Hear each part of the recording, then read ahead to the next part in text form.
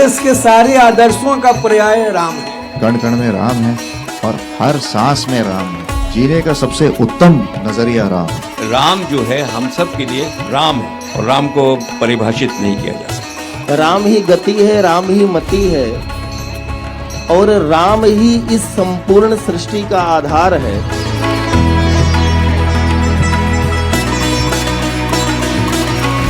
Namaste, Jai Hind, and welcome to this very, very special broadcast. It's Ram Mandir for India. I'm Anand Narsimhan, and ladies and gentlemen, even as all of Bharat is waiting for a grand Pran Pratishtha of Ram Lala at Ram Lala Virajman, the Bhavya Ram Mandir that's going to be consecrated on the 22nd of January, one has to look back and understand that there has been a lot of pain, lot of suffering, lot of struggle, legally and otherwise, not just in the decades after independence, but for centuries, even when Bharat was under colonial control. There has been this struggle to get Ram Lalla his rightful place, his Janmbhumi. In this conversation now, we have some very, very interesting people who've had different roles to play and somewhere or the other have been connected with this Ram Mandir movement. They have felt it evolve and they have been a part of it. Kishore Kunalji is with me, who is part of the entire mediation committee. So if somebody can talk about the struggle, well, he is the right person because he tried to bridge the Hindu Paksh and the Babrid Masjid committee or the Muslim Paksh. Gajendra Chauhanji, an actor par excellence who's essayed some phenomenal roles. He's also the Vice Chancellor of the only deemed university of visual arts, performing and visual arts, that offers you a degree in cinema, and it's based in Rohtak in Haryana. So Gajendra Chauhanji, aapka naya avatar, a new avatar. Good to see you here. Thank you very, very much. Karthik Chopra represents the Nirmohi Akhada, a lawyer by profession, and he and his team and Nirmohi Akhada have been perhaps one of the prime people who've laid down a lot of lives over centuries in this fight, which has been since the 1700s, if not more. And we also have with us a Kathavachak, and he is the Shastri Hari Tiwari ji. Namaste. Abhar aapka. Thank you very, very much. But Kishore Kunalji, let me start with you first. It's a moment for celebration for everyone, but it has been a period of great struggle that we are seeing it come to fruition. How would you look back at those times, and did you ever think that you would be sitting here thinking about when am I going to do a darshan of Ram Lalla in the temple that has been built for him, and such a grand one at that? I have been associated with Ayodhya since 1990. I was OSD on Ayodhya during the days of three prime ministers, Mr. VP Singh, Mr. Chandrasekhar and Mr. Narasimha Rao. All negotiations between the two parties were conducted under my supervision. So I know many ins and outs of the whole journey of negotiation as well as solution which came in 2019. And initially the stress was on the evidence. So what I did that I collected evidences and I wrote two books, Ayodhya Revisited, with a foreword from former Chief Justice of India, Justice G.B. Patnaik, and another book that I wrote as a historian, and I replied to the all baseless allegations made by so-called progressive historians. The second book I wrote for the Supreme Court. The name of the second book is Ayodhya Beyond Adduced Evidence, and the foreword was written by former Chief Justice of India, Justice M.N. Venkatachalaiah Sahab. And both wrote the foreword on the merit of the book that helped a lot in deciding the case in favor of Ram Lalla ji. And I have been fortunate enough that earlier I was associated with Mahavir Mandir Patna, Hanuman Temple at Patna. I got it reconstructed. Then I had the fortune of being associated with Amawa Mandir, which I renovated. And I had visualized that Ram Lalla ji will win. So I left everything. I was an IPS officer. I took voluntary retirement for Indian Police Service. Then I was made Vice Chancellor of Sanskrit University. Thereafter I was Chairman of Bihar Hindu Religious Trust Board for 10 years. I left everyone, every post, came to Ayodhya since in 2016. I made this hall, renovated the temple, and installed Ram Lalla ji just idol on 8th November with the sankalp that Ram Lala ji must win comfortably so that this temple is built. And next day judgment came and that day we announced that Mahavir Mandir Patna will give 10 crore rupees towards the construction of the Ram temple. 8 crores we have deposited. Every year we have to deposit 2 crores. Remaining 2 crores we are depositing on 15th January 2024 before the Pran Pratishtha.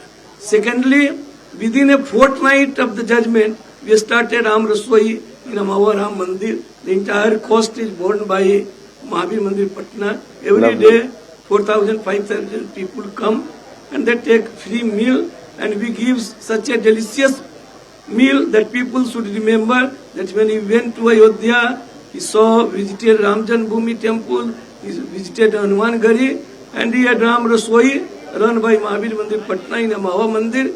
So he will like this bear of Sabri. Ram always remembered that. So the pilgrim who comes to Ayodhya should remember our Ram Rasoi for all the time in his life. So we are doing that with success. But so much astha and so much shraddha, Kishorji, if I may ask you, why?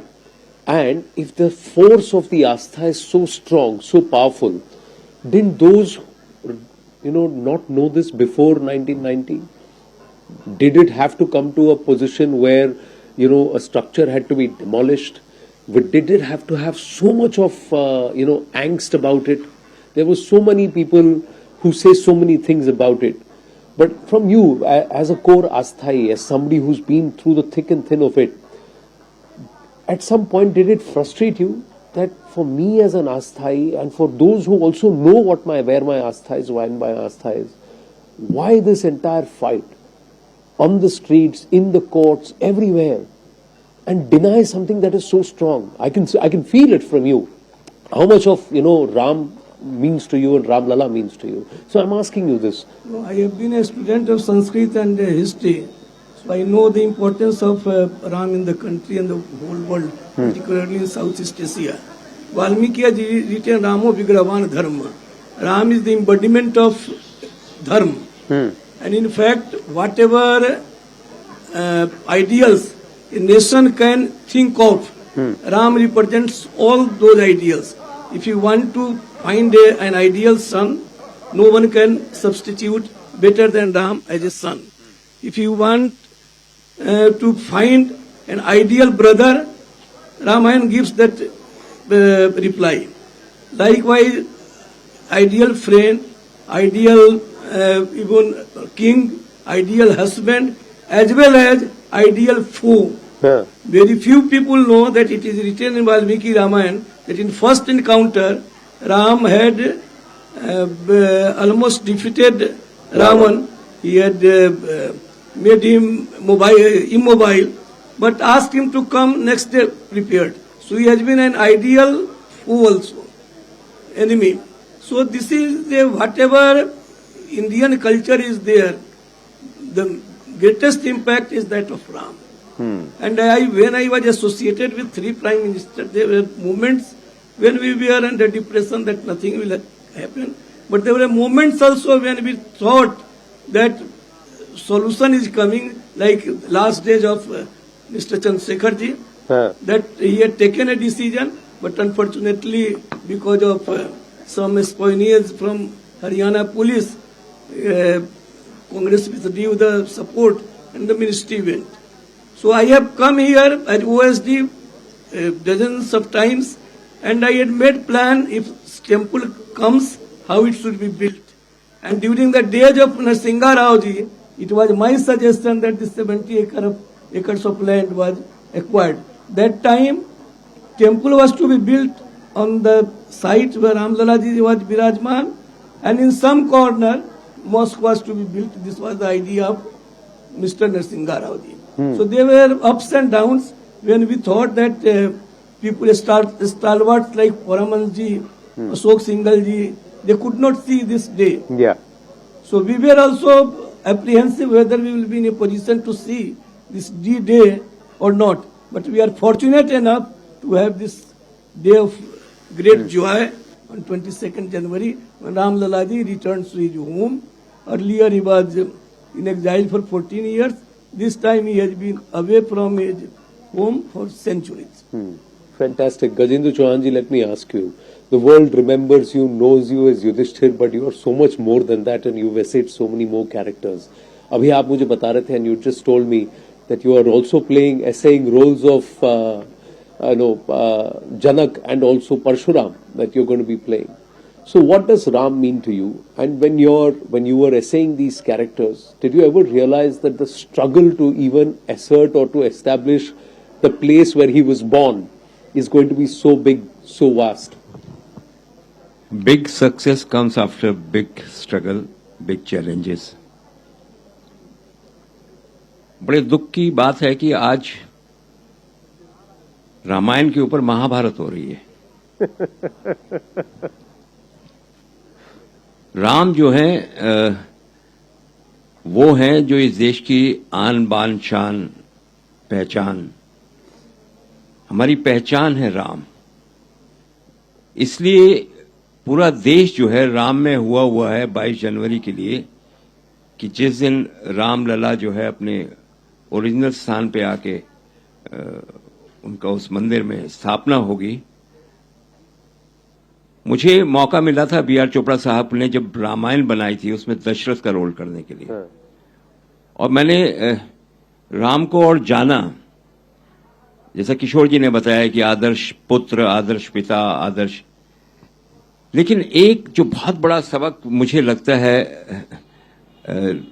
Ramayan से मिलता है वो ये है कि निस्वार्थ भाव से जो सेवा की जाती है उसका फल क्या मिलता है। प्रभु श्री राम जो हनुमान जी को देकर गए वो किसी को नहीं दिया उन्होंने। क्योंकि हनुमान जी ने जो सेवा भाव किया वो निस्वार्थ भाव से किया, उन्हें किसी चीज की इच्छा नहीं थी। तो ये जो बेसिकली मैं हमेशा कहता हूं रामायण और महाभारत जो है सिर्फ देखने की चीजें नहीं है, ये सीखने की चीजें हैं। इस देश के अगली जनरेशन को, अगली पीढ़ी को ये सिखाना है कि हमारी सभ्यता और संस्कृति कैसी थी और कैसी होनी चाहिए।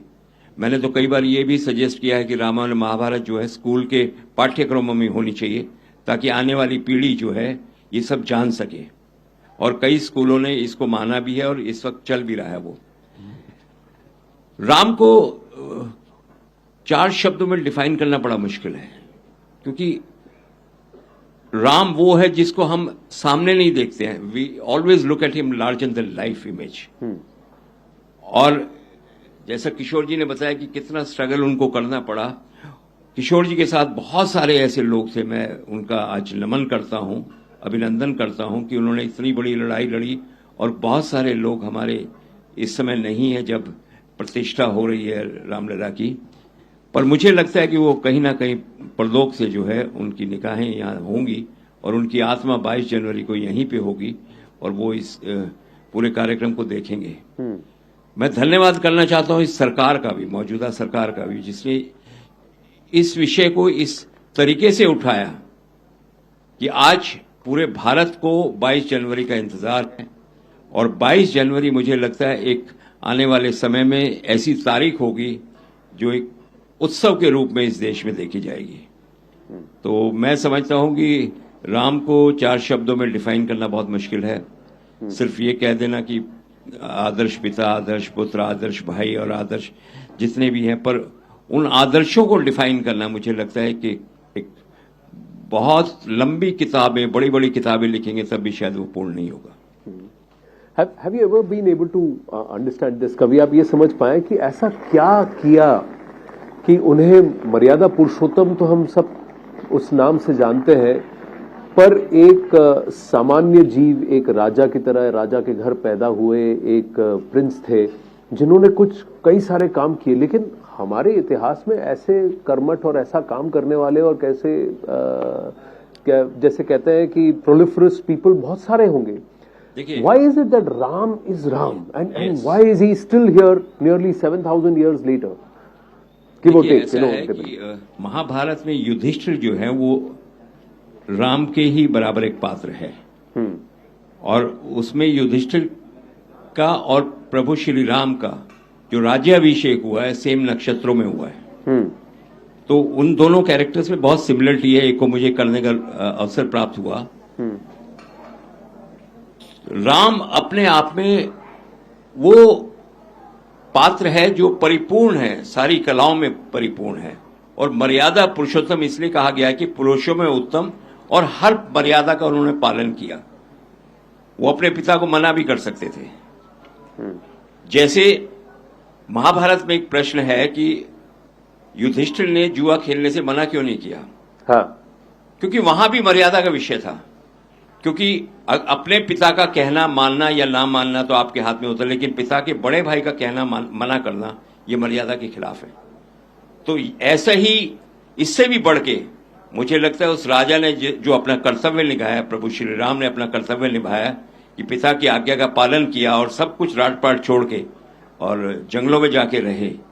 तो ये अपने आप में एक मर्यादा का जो है हमें पाठ पढ़ाता है, सिखाता है कि पिता की आज्ञा जो है शिरोधार्य होनी चाहिए हमेशा, और उसका पालन करना ही चाहिए।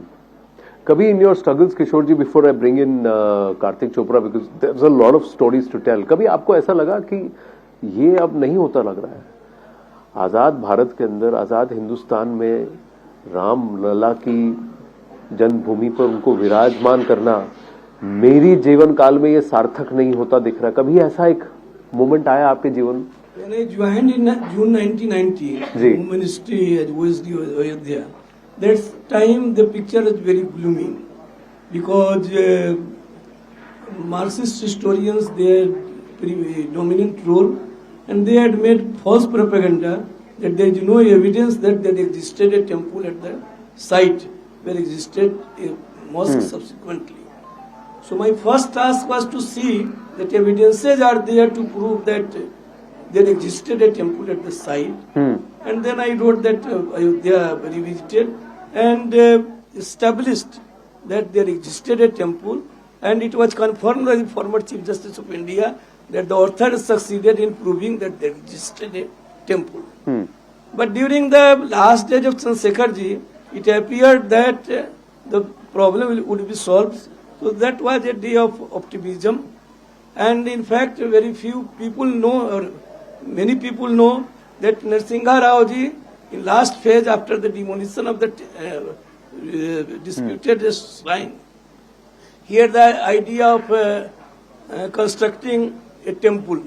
So he created Ramalaya Trust, and that time I was also associated with, I was DIG that time in the CSF, but I was on deputation to the PMO. So since all dharmacharya were known to me from both sides, Hindu and Muslim, so my services were taken. And that time it appeared, but because of the inner conflict of the saints who were to be associated with the Ramalaya Trust, that did not come true. So initially, when the movement started, it was a very gloomy picture, but subsequently there was a hope of ray of hope that we will succeed. But prolonged fight in the court, that was giving despair to the country. Yeah. Fought in Allahabad High Court also, in Supreme Court also, and the apex court gave such a beautiful decision that all problems were solved, and there was a facilitation for this construction of the temple. So वो राम जी की इच्छा, उन्होंने अपनी माया, अपनी लीला से ये मंदिर बनवा दिया। उसमें बहुत से लोग निमित्त बने, सबके प्रति असीम श्रद्धा। और एक और मैं बतला दूं, उसका समाप्त, इस पर मैंने 2 किताबें भी लिखी हैं, रामो विग्रहवान धर्म, कि जो राम के जितने गुण हैं, रामो विग्रहवान धर्म, रम्या रामायणी कथा, कि राम जी की जो कथा वाल्मीकि रामायण पर है, वो किताबें मैं उद्घाटन के पहले ही, प्राण प्रतिष्ठा के पहले रिलीज करना चाहता था, लेकिन सोचा कि अभी उसमें उसकी आवाज नहीं आ पाएगी, इसलिए अगले महीने फरवरी में इसको करूंगा। रामो विग्रहवान धर्म। आप जो पूछ रहे हैं कि राम का महत्व क्यों है, उसका सबका जवाब उसमें दिया। तो वो किताब तो पढ़ेंगे और उस वक्त आपसे फिर से चर्चा करेंगे, दैट वो मैं वादा अभी आपसे ले रहा हूं।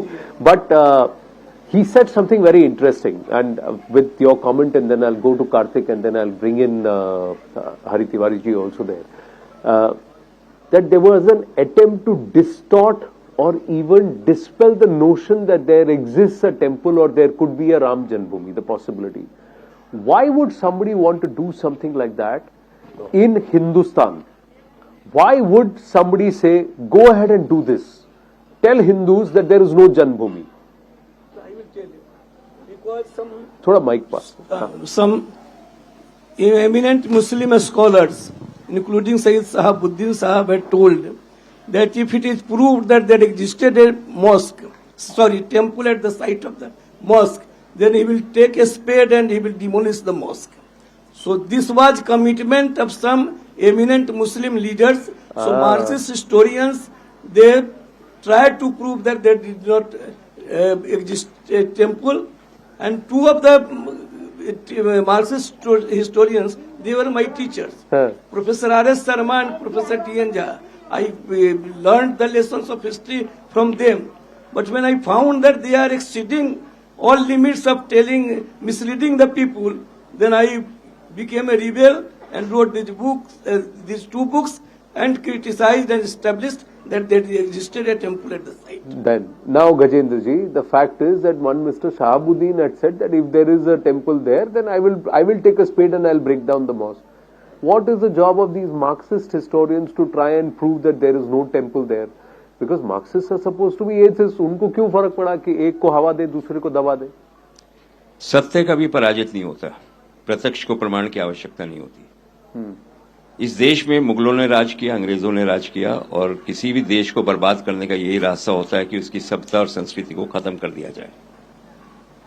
अंग्रेजों ने फाइनेंशियली इस कंट्री को तोड़ने की कोशिश की, लेकिन सनातन धर्म की जड़ें इतनी मजबूत हैं, ना मुगल हिला सके ना अंग्रेज हिला सके, और आजकल जो नकारात्मक ताकतें लगी हुई हैं वो इसका कुछ बिगाड़ नहीं पाएंगी, क्योंकि सनातन का अर्थ ही यही है कि अनादि से अनंत तक ये हमेशा था, हमेशा है और हमेशा रहेगा।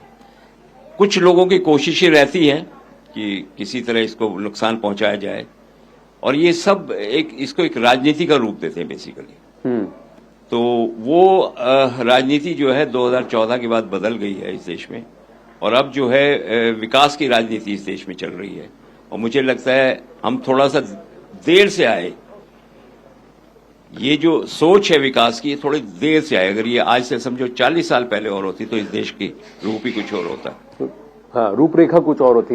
नो, मैं बस I am asking you, have you ever asked this question? And I know you had a few रन-ins with some of these historians, distorians and this lot, but I just wanted to understand from you that why would somebody in Azad Hindustan, you know, a nation that was partitioned on the grounds of religion, want to disprove the very core of Hindustan? Very simple. Ravan हमेशा से था, शकुनी हमेशा से था, दुर्योधन ये उसी का रूप है। सब ये राक्षस कुल के बच्चे हैं जो इस तरह की सोच लगा के बैठे हुए हैं कि भाई हिंदुस्तान की जड़ों को खत्म कर दिया जाए। मैं आपसे फिर दोहरा रहा हूं, वो नहीं कर पाएंगे, नहीं कर पाएंगे, नहीं कर पाएंगे, क्योंकि सनातन की जड़ें बहुत मजबूत हैं, और नकारात्मक और सकारात्मक सोच वाले हमेशा हर युग में रहे हैं।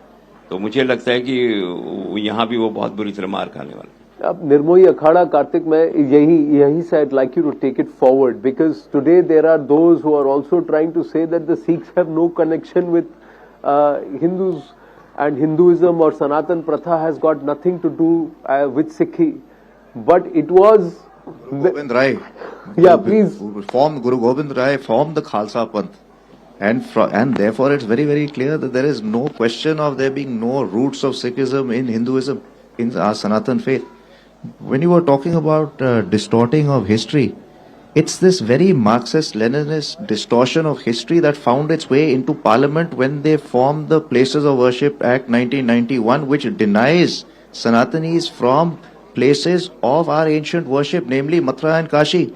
And my appeal to the Muslim community is that, look, Nirmohi Akhada fought in the courts from the 1860s, and before that, from 1528 onwards, Mahan Samanand and his followers were slaughtered. Every generation they were slaughtered.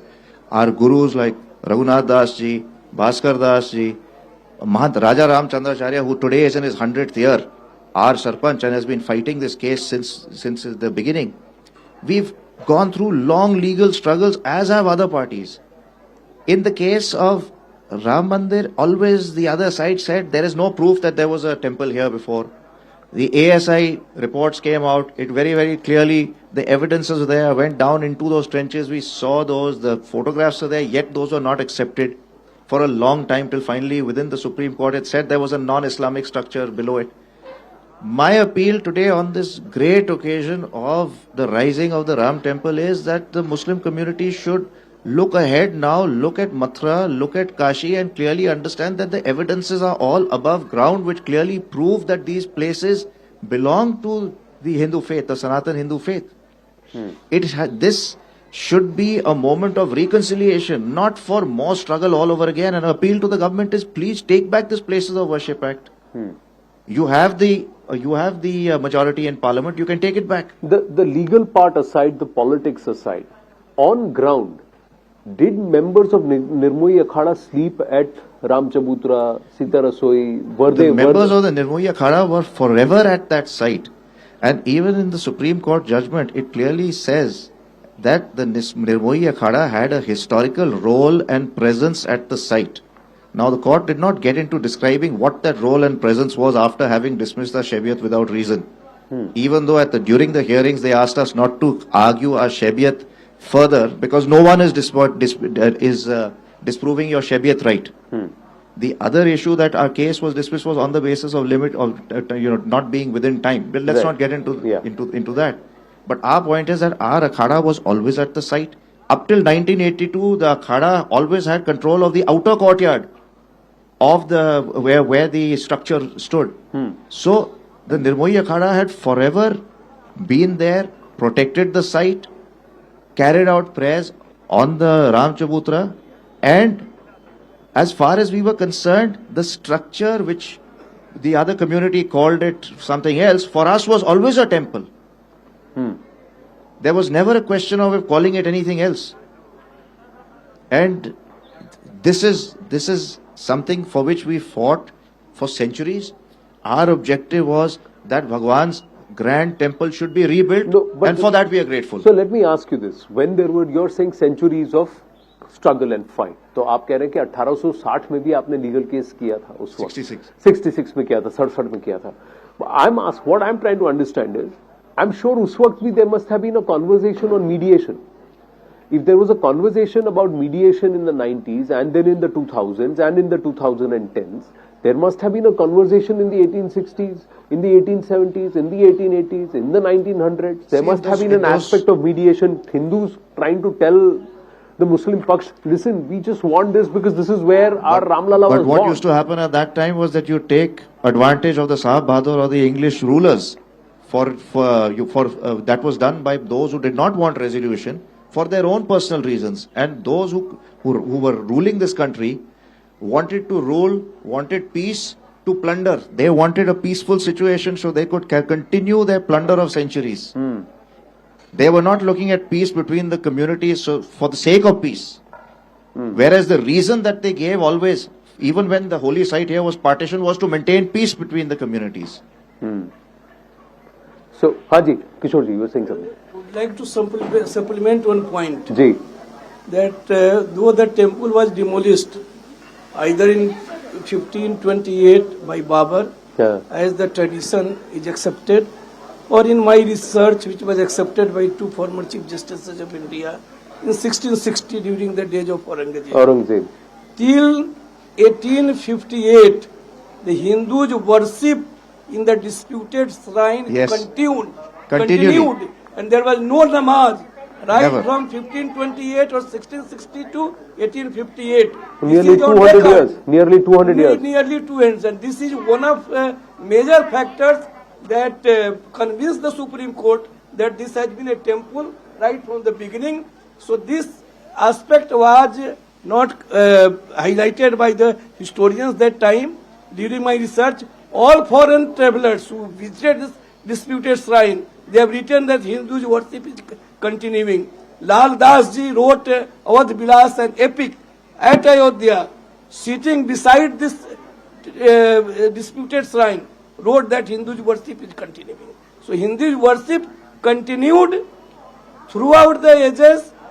After 1858, when the government of India took over the administration, then they arbitrarily deprived the Hindus of inner worship, Yes. worship in the inner courtyard, And created a wall. and asking Hindus keep us out. to go out on Chabutra and do Kirtan Bhajan. And there was a lot of resentment throughout the country. And Nihang Sardars, they came from Punjab. They captured this disputed shrine and wrote Ram Ram on each wall. So this has been, this namaz started in 1858. Earlier, even after the demolition, no namaz had been offered. No, not big. So you are saying that nearly 200 years the pratha of puja continued. And this struggle, this fight is not something that is just happening in the courts now or the fight on the streets that happened that we witnessed. ये कई सारी century से चली आ रही है. अगर आप कह रहे हैं कि 1600 से चली आ रही है. Hindus never forgot the site. They continued puja and they fought for the... Every time they were tried to remove from there, used to come back, fight and come back. We never let go of the site. So there must have been a reason, ना? कोई तो reason होगा I mean, जिसकी वजह से just before 1528 also you have the Brahmkund Gurdwara here. This is where Guru Nanak Dev Ji has visited, and he writes in his chaupas about how he used to take a dip in the holy Brahmkund and then walk to the Shri Ram Mandir. So there was never any dispute as to the fact that a Ram Mandir existed here, which is something that was always thrown in our faces by the historians, that there was never a Ram temple here. How would you look at this, Harishankar ji? I'll just come to you after this. मैं आपकी तरफ ही रुक कर रहा हूँ. पर गजेंद्र चौहान जी, आप how would you look at this? क्योंकि हर दशक में व्यक्ति बदलेगा, पर मानसिकता तो नहीं बदली है. नहीं, ऐसा नहीं है कि सबकी भारत का ही मानसिकता नहीं स्वरूप बदल गया. आप देख लीजिए पिछले 400 साल में भारत का स्वरूप बदल गया. जहां पर आज हम हैं वो वहां पर हम पहले नहीं थे. और इस बीच में ब्रिटिश, अंग्रेजों और मुगलों के बीच में 70 साल हिंदावी राज्य था, मराठा का राज्य था. उसके बाद भी ये चला ही आ रहा है कि ये डिनायल जो है. मुझे ऐसे लगता है कि कहीं ना कहीं इसको राजनीति का रूप दिया जा रहा था. एक देश को कैप्चर करने की प्लानिंग थी पूरी, एक कल्चर को कैप्चर करने की प्लानिंग थी, और जिसमें वो सक्सेस नहीं हुए. और जैसा कि किशोर ने बताया है कि वहां पे पूजा होना कभी बंद नहीं हुआ. ये बहुत बड़ी बात है कि आप 200 सालों तक वहां पूजा कर रहे हैं और वहां पे दूसरे धर्म वाले कुछ कर ही नहीं रहे हैं. तो बाद में आर्कियोलॉजिकल सर्वे ऑफ इंडिया ने जो प्रूफ दिए हैं, मैंने वो यहां देखे भी हैं, रामलला के मंदिर के साइड में रखे हुए हैं. उससे मालूम पड़ता है कि ये हिंदुओं का ही रामलला टेम्पल था और है. और आज जो सुप्रीम कोर्ट ने जजमेंट दिया, मुझे लगता है बहुत ऐतिहासिक है. और 22 जनवरी को वो इतिहास जो है हमेशा हमेशा के लिए ऐसा रचा जाएगा कि आने वाली पीढ़ियां देखेंगी, जाने वाली पीढ़ियां उसके बारे में याद करके उसको सराहेंगी. किशोर जी, आप कुछ कहना चाहते हैं? मैं कहना चाहूंगा, ऐतिहासिक तथ्य है कि सुजाउद्दौला जो अवध के नवाब थे, उन्होंने मराठा सरदारों को ये वचन दिया था कि हम अयोध्या वापस करेंगे. और वापस तो उन्होंने नहीं किया, लेकिन वचन आधा निभाया. जो राजधानी उनकी अयोध्या थी, यहाँ से वो फैजाबाद चले गए. फैजाबाद चले जाने के बाद क्या हुआ कि अयोध्या में मंदिरों की भरमार हो गई और हिंदुओं का वर्चस्व हो गया. तो ये मराठा लोग भी नहीं भूले. देश का कोई भी राम भक्त राम जन्मभूमि को कभी भी इतिहास में नहीं भूला है. अभी हरि तिवारी जी, आप शास्त्री जी, आप हमारे साथ हैं, आप कथावाचक हैं. तो मैं आपसे ये पूछना चाहूंगा कि रामलला के बारे में, और ये राम जन्मभूमि है, ऐसी भी आप कथाएं कहते हैं कि या रामायण में कहीं बखान है कि राम का जन्म कहां पर हुआ, कौन सी जगह पर हुआ. और यही दशरथ का, राजा दशरथ का ये कहा जाता है, जिस एरिया को कहा जाता है कि ये उनके महल का अंग था और ये वो कक्ष था जहां रामलला पैदा हुए. नहीं, देखिए, रामायण में किसी स्पष्ट जगह का कि सरयू से इतना सेंटीमीटर उत्तर या दक्षिण, ऐसी किसी भी का ग्रंथ में आपको नहीं मिलेगा. लेकिन मानस में भी है कि जन्मभूमि मम पुरी सुहावनी और उत्तर दिश बहे सरजू पावनी. तो सरयू के दक्षिण में हमारी जन्मभूमि है और ये युगों से चली आ रही.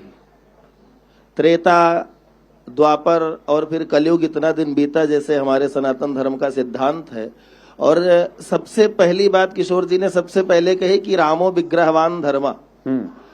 अगर हम सनातन से राम को निकाल दें तो सनातन बचता ही नहीं, क्योंकि राम ही सनातन है और सनातन ही राम है। राम जी का अवतार हर त्रेता में होता रहता है, ऐसा हम गुरुजनों से सुनते हैं और पुराण शास्त्र वेद भी कहते हैं। एक निश्चित जगह पे जहां महारानी कौशल्या का भवन रहा होगा, वहीं पे भगवान राम का जन्म हुआ। राम से राम की आस्था उसी समय लोगों में जुड़ गई थी जब भगवान राम धरती पर थे, क्योंकि जैसे हमारे आदरणीय गजेंद्र जी ने कहा कि राम को 4 शब्दों में परिभाषित नहीं किया जा सकता, क्योंकि राम को 4 शब्द क्या 4 करोड़ 4 अरब शब्दों में भी राम को परिभाषित नहीं किया जा सकता। जैसे पानी में एक फुटबॉल अगर डुबाओ तो उसका छोटा सा हिस्सा दिखता है, तो बाकी का नहीं दिखता। तो बाकी का अगर दिखता नहीं तो इसका मतलब ये नहीं कि बाकी का है नहीं।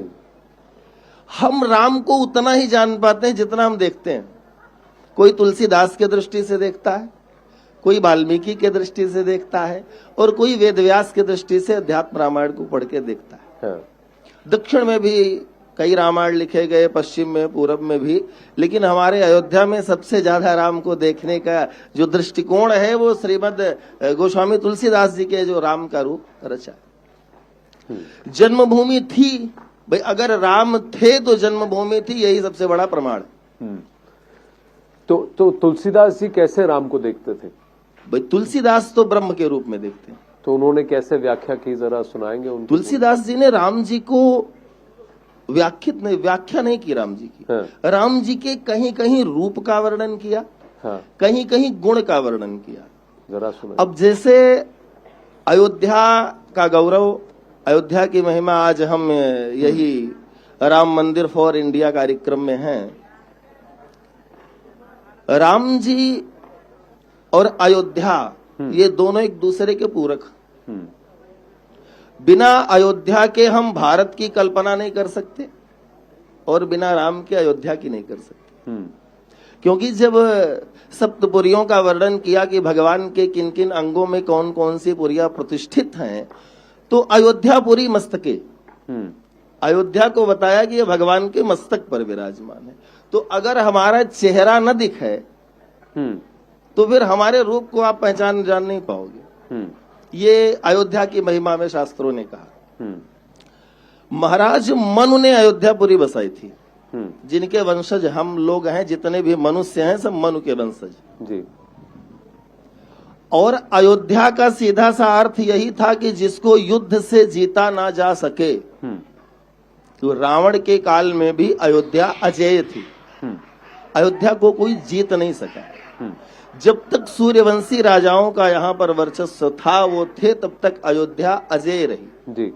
बीच में जब मुगल आए यहाँ पे, जैसा अभी आप लोग चर्चा कर ही रहे थे कि बाबर से लेकर के और औरंगजेब तक, आज के औरंगजेबों में भी, आज भी हमारे देश में बहुत औरंगजेब है, और औरंगजेब एक विचार है मेरे हिसाब से जी, एक मानसिकता है, एक मानसिकता है औरंगजेब और बाबर की। जैसे राम मंदिर के बदले में उनको मस्जिद की भूमि दे दी गई, हम में से किसी ने कोई आपत्ति नहीं की, कोई आपत्ति नहीं की, क्योंकि हम तो भाई संविधान से बंधे हुए हैं और विचार भी श्री राम वाला है।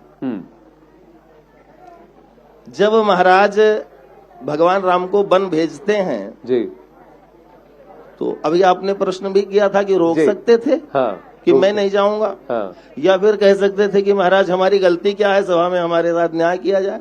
वही बात आपने युधिष्ठिर का उदाहरण देके समझाई। लेकिन भगवान राम माता कौशल्या से कहते हैं नारायण कहते हैं कि पिताजी ने मुझे जंगल का राजा बना दिया, पिताजी ने मुझे जंगल का राज दे दिया है। मैं जा रहा हूं जंगल में और वहां पर अपनी प्रजा के साथ रहूंगा। तो सेना ले जाइए, तो कहा सेना की क्या जरूरत पड़ेगी वहां। कहा नहीं, जैसे वहां पे कोई लोग हैं जो आदिवासी वनवासी, कहीं कोई आपका प्रतिरोध करें, युद्ध ही करना पड़े, बोले नहीं, राम का कोई प्रतिरोध कर ही नहीं सकता। मुझे जाकर के उनको सिखाना है कि तुम अपने को कैसे मजबूत कर सकते हो, तुम्हारे अंदर के गुण क्या हैं, उसको विकसित करने के लिए राम जाते हैं।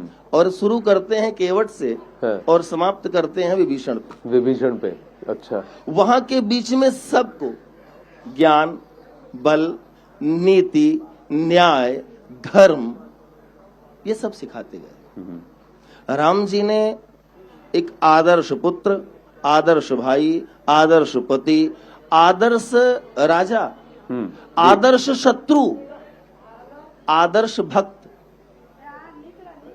आदर्श भगवान, आदर्श स्वामी, हर जगह पर भगवान श्री राम ने कहीं भी लेश मात्र मर्यादा का उल्लंघन नहीं किया। गोस्वामी तुलसीदास जी ने राम जी के गुण पर क्या कहा है, जरा हमें बताएंगे?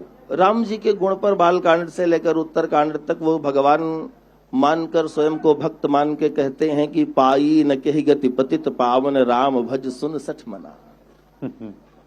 गनिका अजामिल व्याध गीध गजा दिखल तारे घना। राम का नाम जपो, स्वयं से कहते हैं। हम आपके लिए लोग आज रामचरितमानस पे कितना कुछ कहते हैं। गोस्वामी जी ने उनको अधिकार नहीं दिया कमेंट करने का, बोले मत पढ़ो, स्वांतः सुखाय तुलसी रघुनाथ गाथा। मैं अपने अंतःकरण के सुख के लिए लिख रहा हूं। और अंत में उन्होंने कहा भी कि राम भज सुन सठ मना, मैं अपने को सुना रहा हूं। और अंत में लिखा कि मेरा अंतःकरण शांत हुआ, स्वांतस्तमः शांत है। मेरा अंतः का जो तम था, अंधेरा था, वो शांत हो गया। राम माने रोम रोम को प्रकाशित करने वाला वो ज्ञान। वो ज्ञान। किशोर जी, आपने हाथ उठाया बीच में जब शास्त्री जी कुछ कह रहे थे जी। मैं इतिहास और संस्कृत का विद्यार्थी रहा हूँ जी। और अयोध्या पर जितने भी संसार में ग्रंथ हैं, सबका अध्ययन करके ग्रंथ लिखा। राम जन्मभूमि कहाँ है, अनेक शास्त्रों में लिखा हुआ है। लोकेशन अयोध्या महात्म से लेकर के अवध विलास, जो लालदास जी ने यहीं पर लिखा था, लिखा हुआ है। समस्या क्या थी और इतिहासकारों ने कैसे भ्रांति फैलाई, उसमें लिखा हुआ था। पहले विघ्नेश्वर से 500 धनुष इधर, लोमस ऋषि के आश्रम से इधर। उन लोगों ने कहा कि ये सब आज पता नहीं चल रहा है, कहीं सरजू तट पर था, इसलिए प्रमाणित नहीं होता है। मैंने उन्हीं ग्रंथों से 2 मानक निकाले जी। वो मानक ऐसे हैं जो 1992 तक थे। सीता कूप से लिखा हुआ है कि ये वायव्य कोण यानी उत्तर पश्चिम कोण में राम जन्मभूमि है, और सीता रसोई से ये अग्नि कोण में यानी दक्षिण पूरब कोण में राम जन्मभूमि है। और मैं सुप्रीम कोर्ट में 40 दिन उपस्थित था जब बहस चल रही थी, और सुप्रीम कोर्ट ने बार बार पूछा था कि कोई बतला सकता है कि राम जी का जन्म स्थान क्या था। इसके और 6 और साक्ष्यों के आधार पर एक नक्शा बना करके हमने सुप्रीम कोर्ट में सीनियर एडवोकेट विकास सिंह जी के माध्यम से दिया था, जो उनके वकील राजीव धवन जी ने सुप्रीम कोर्ट में इसको फाड़ा था। क्योंकि उनके पैरों के नीचे से जमीन खिसक गई थी नक्शा देख करके। तो विवादित ढांचे के बीच में राम जी का जन्म स्थान था। क्योंकि वही प्रमाण अब तक लोग विघ्नेश्वर मंदिर खोजने में लगे हुए थे, लोमस ऋषि के मंदिर को खोजने में लगे हुए थे। हमने सीता कूप और सीता रसोई सभी ग्रंथों में ही लिखा हुआ है कि ये वायव्य कोण में, सीता कूप से वायव्य कोण में राम जन्मभूमि है, और सीता रसोई से दक्षिण में अग्नि कोण में है। वो प्रमाणित हो गया, सुप्रीम कोर्ट ने मान लिया कि उसको यह है। तो प्रमाण रहे हैं और केवल भ्रांतियां फैलाई गई। चूंकि उस समय उन लोगों का वर्चस्व था, इसलिए ये देश में भ्रांति हुई। मैं तो मुस्लिम धर्माचार्यों से अधिक उन इतिहासकारों को दोषी मानता हूं जिन्होंने भ्रांति फैलाई। यदि भ्रांति नहीं हुई होती तो उस समय भी मुस्लिम समुदाय में एक वर्ग ऐसा था जो मान रहा था कि यदि वहां पर सचमुच मंदिर था तो हम लोगों को सौंप देना चाहिए। और मुझे वो दिन भी ख्याल है कि चंद्रशेखर जी को के सामने नवाब पटौदी ने आकर कहा था कि यदि वहां पर ये राम जन्मभूमि सौंप देने से समस्या का समाधान हो जाता है तो समाधान कर लेना चाहिए। ये मानसिकता बहुत बड़े समुदाय में उनके बीच भी थी, ठीक। लेकिन अपनी रोटी सेकने के चक्कर में उन लोगों ने कोई समझौता करने के लिए तैयार नहीं हुए, इसलिए इतना लंबा खींचा। नहीं तो राम जी के मामले में मैंने भी बहुत कोशिश की थी। मैं तो मंदिर बनाने वाला व्यक्ति था, पटना से मंदिर बनाकर वहां गया था, लेकिन मेरे जो ब्रह्मन जी के मैं आकर के रहता था, उनके यहाँ सब करता था, बहुत उनका आशीर्वाद मुझे मिला, उनके लिए भविष्य में कुछ कर सका तो मेरे जीवन की सार्थकता होगी। तो कहने का मतलब कि पर्याप्त साक्ष्य थे, लेकिन साक्ष्यों को तोड़ मरोड़ करके जनता के बीच रखा जा रहा था, जो पिछले 10-20 साल में अब स्थिति लोगों को मालूम हो गई है। राम जन्मभूमि यही थी जहाँ राम लला जी विराजमान थे और जहाँ ये मंदिर बन रहा है, इसमें कोई संदेह की गुंजाइश नहीं है। तो ये आप कह रहे हैं कि प्रमाण हमेशा था, पर कुछ लोगों ने इसे परोक्ष रखा। जी, इस बात को आगे बढ़ाते हुए मैं इतना कहूंगा कि जो शब्द दुनिया के शब्दकोश में है तो वो है, तभी वो वहां है। हाँ। ये नाम हजारों लाखों युगों से चले आ रहे हैं, तो ये क्यों थे वहां? कुरुक्षेत्र आज भी है, तब भी था। वृंदावन तब भी था, आज भी है। कृष्ण जन्मभूमि, वो कहते हैं ना कि जो राम को लाए हैं वही कृष्ण को लाएंगे, जो अयोध्या बनाए हैं वही मथुरा काशी बनाएंगे, मथुरा बनाएंगे।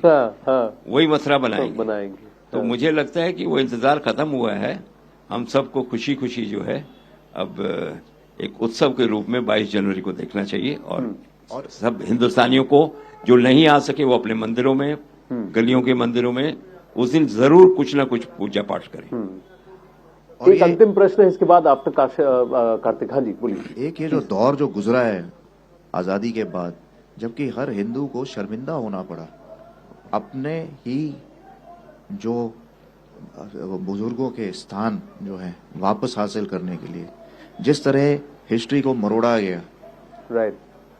Why should I be ashamed to be a practicing Sanatani Hindu in my country? I hope after 22nd January and after this long struggle that we have seen, nobody should feel that we are out there asking for something which we are not entitled to. This is our birthright. These sites are our birthright. Please don't make us feel ashamed to ask for them back.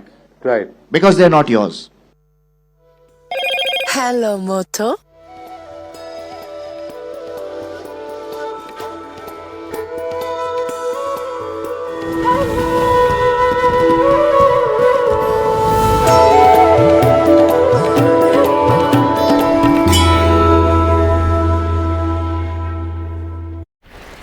Going on, and you know, the engineers, the architects are right now working at the site 24/7 as they have a deadline to meet, because Pran Pratishthan is going to take place from 16th of January till 22nd of January at around 12:20 p.m. in the afternoon.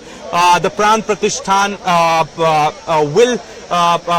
the ceremony of Pran Pratishthan will happen in presence of RSS Chief Mohan Bhagwat, Prime Minister Narendra Modi and Chief Minister of Uttar Pradesh Yogi Adityanath, along with the other dignitaries from RSS, VHP and other walks of life. So there is a deadline which has to be met, and this is the reason that at war level the construction work is going on. So this is a 2.77 acre plot on which the Ram temple is being constructed.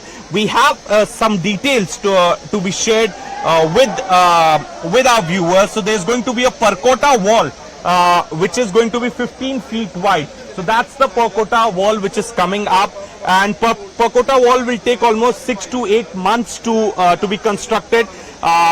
This is going to be spread in 700 meters. The wall will be double storied, and there's going to be rooms which will be developed in the wall for the official purpose. So other than the main temple, there's going to be several other temples which are going to be built around the Ram temple, the temple of Lord Shiva, Lord Hanuman, Lord Bhagwati, Goddess Annapurna, and also the Maharishi Vishishta temple and the other saints which have played role in the life of Ram Lala, Maryada Purushottam Shri Ram. Their temples will also come up. So that is the plan.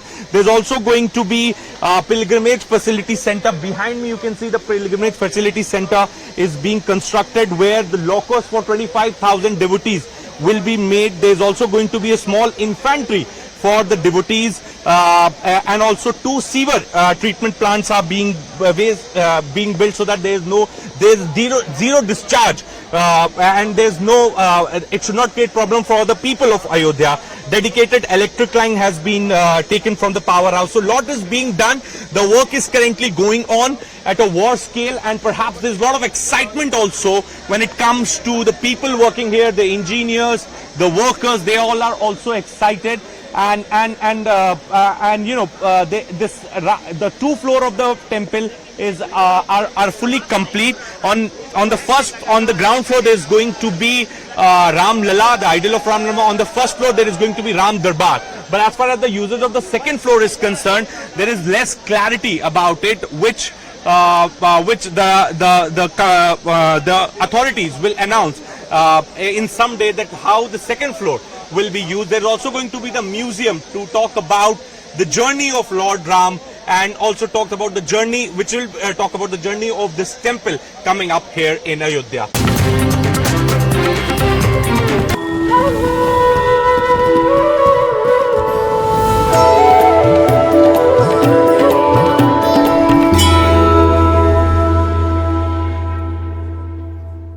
If I were to ask you, who is Ram to you? Who is Ram? To you, आपके लिए राम कौन है? Who is Ram to you? What would you say? In your own way, क्योंकि हर कोई राम के साथ अपने आप को अलग तरीके से जोड़ते हैं, कुछ लोग समान तरीके से. पर I would just ask you, Kishore Kunal जी. इस देश के सारे आदर्शों, You'll have to hold them. हाँ जी, sorry. इस देश के सारे आदर्शों का पर्याय राम है. क्या बात? यही मेरी दृष्टि में है, और उनके बताए हुए मार्ग का अनुसरण करके ही समाज या देश या दुनिया प्रगति कर सकता है. यही मैं कहना चाहता हूँ.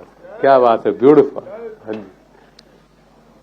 एक छोटा सा प्रसंग सुनाऊंगा, उससे समझ में आएगा कि जब महाभारत में मेरा सिलेक्शन चल रहा था तो मुझे सबसे पहले कृष्ण का रोल मिला था. हाँ. तो उन दिनों ऑडिशंस चल रहे थे, तो मैं बीच में अपने गांव गया और मैंने सुबह सुबह क्या देखा कि मेरी मदर जो है पूजा कर रही हैं और उसमें अरुण गोविल का और दीपिका का फोटो लगाया हुआ है. तो मैंने पूजा खत्म होने के बाद माँ से पूछा कि ये तो हमारे एक्टर दोस्त हैं, इनकी पूजा क्यों कर रही है? उन्होंने कहा नहीं, ये राम और सीता हैं. तो मैंने उनसे कहा कि कल मुझे अगर कृष्ण का रोल करोगी तो क्या करोगी? तो उन्होंने कहा कि मैं तुम्हारी भी पूजा करूंगी.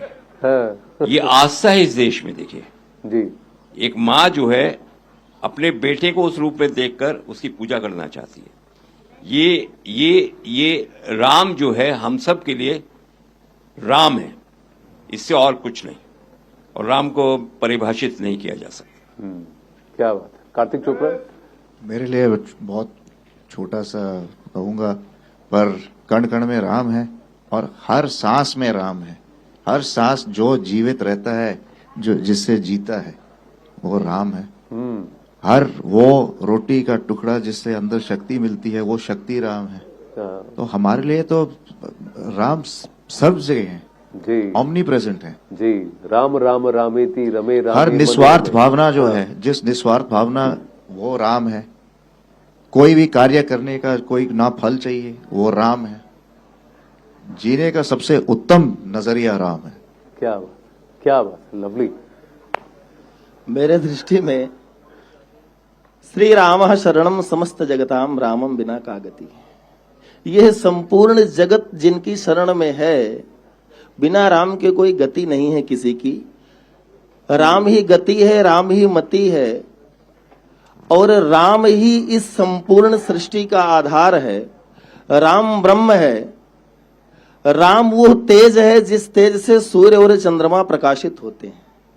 राम वो ज्ञान है जिसका एक छोटा छोटा कण हम सबके मस्तिष्क में पड़ा है, और उसके लिए कोई इतना बड़ा ज्ञानी हो गया कि वेद का विस्तार कर देता है और वेद व्यास हो जाता है. कहते हैं कि भगवान का वेद व्यास में आवेशावतार आ गया, थोड़ा सा आवेश आ गया। हाँ, और हनुमान जी ने कहा रावण से कि जाके बल लवलेश ते जितेउ चराचर झाय। जिनका छोटा सा कण बल के रूप में रावण में चला गया और वो त्रैलोक्य विजयी हो गया, वो राम है कि क्या बात। हाँ। जिनके द्वारा एक जगत है जो इंद्रियों के और विकारों के अधीन है, और एक राम है जिनके अधीन में इंद्रियां और विकार है। क्या बात है, अमेजिंग जी। जाते जाते एक हाँ। बात और कहूंगा जी 22 जनवरी को रामलला की प्रतिष्ठा होगी, उसके साथ साथ मैं एक चीज और देखना चाहता हूँ। जी कपिल सिब्बल को अपना वादा पूरा करते हुए देखना चाहता हूँ। वाल्मीकि रामायण में ब्रह्मा जी ने आशीर्वाद दिया था, यावत स्थासयन्ति गिरयः सरितश्च महीतले तावद रामायण कथा लोकेषु प्रचरिष्यति। इस धरती पर जब तक पहाड़ हैं, इस धरती पर जब तक नदियां हैं, तब तक राम कथा चलती है। बहुत बहुत धन्यवाद। अंत Thank में you so आपके much. न्यूज 18 चैनल से मैं समस्त देशवासियों से निवेदन करूंगा हाँ। कि 22 तारीख को सब लोग, जब यहाँ रामलला की प्रतिष्ठा हो रही होगी, उस समय सभी लोग अपने अपने घरों में, अपने अपने छतों पर दीपक जलावें और अपने अपने घरों में श्री राम जय जय जय राम राम। इसका कीर्तन करें। जी नमस्कार। बहुत बहुत धन्यवाद। Thank you so much. Thank you so much. Amazing conversation this, ladies and gentlemen. Our coverage on the Ram Mandir for India continues on the News 18 network. Stay with us right through.